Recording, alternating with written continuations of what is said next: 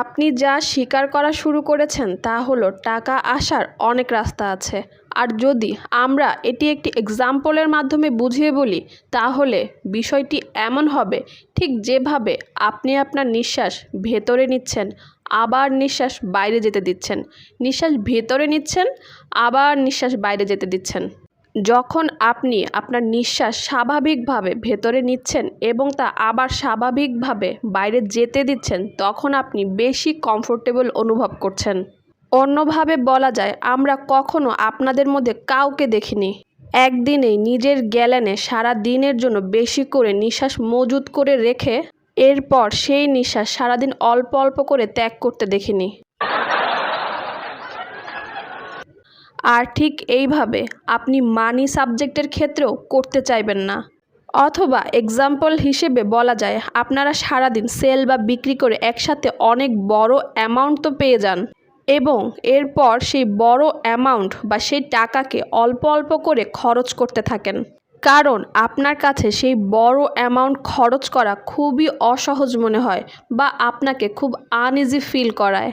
কিন্তু আমরা চাই আপনারা মানির ক্ষেত্রেও এভাবেই বলতে শুরু করেন। হ্যাঁ, এটি ঠিক নিঃশ্বাস ভেতরে নেওয়া এবং তা বাইরে ত্যাগ করার মতো না, কারণ ডলার বা মানির ক্ষেত্রে আপনি লম্বা ও হালকা নিঃশ্বাস ভেতরে এবং লম্বা ও হালকা নিঃশ্বাস বাইরে ত্যাগ করতে পারেন না।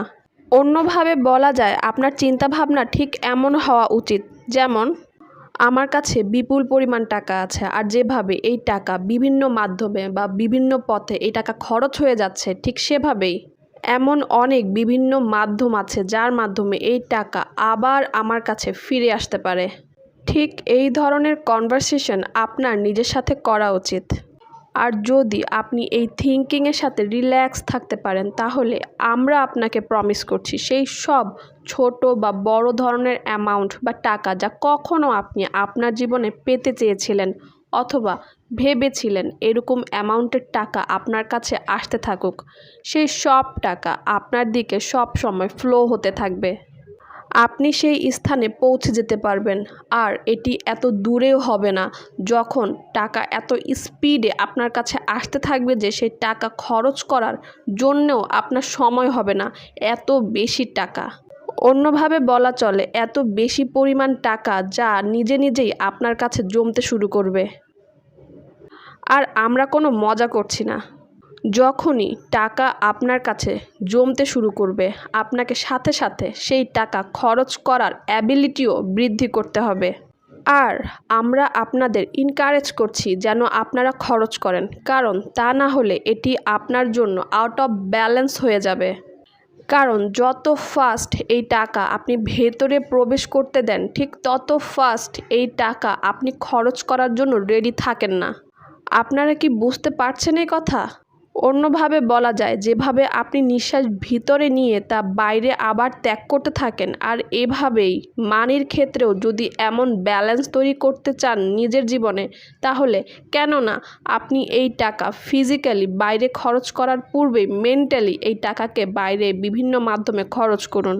টাকাকে এক্সপ্রেস করা শুরু করুন, এমনভাবে মনে মনে চিন্তা করুন এই টাকা দিয়ে আপনি কি কি করবেন, কিভাবে কোন কোন জায়গায় খরচ করবেন। এই টাকাকে শুধুমাত্র মেন্টালি খরচ করুন। এই টাকাকে মেন্টালি খরচ করা শুরু করে দিন। আমরা যখন জেরি, এস্থার এবং আরও অনেক লোকদের সাথে কথা বলতাম, তখন আমরা বলতাম, আপনি আপনার ব্যাগ বা পার্সে 1000 টাকা রাখুন এবং এই টাকাকে সারা দিন মেন্টালি খরচ করতে থাকুন।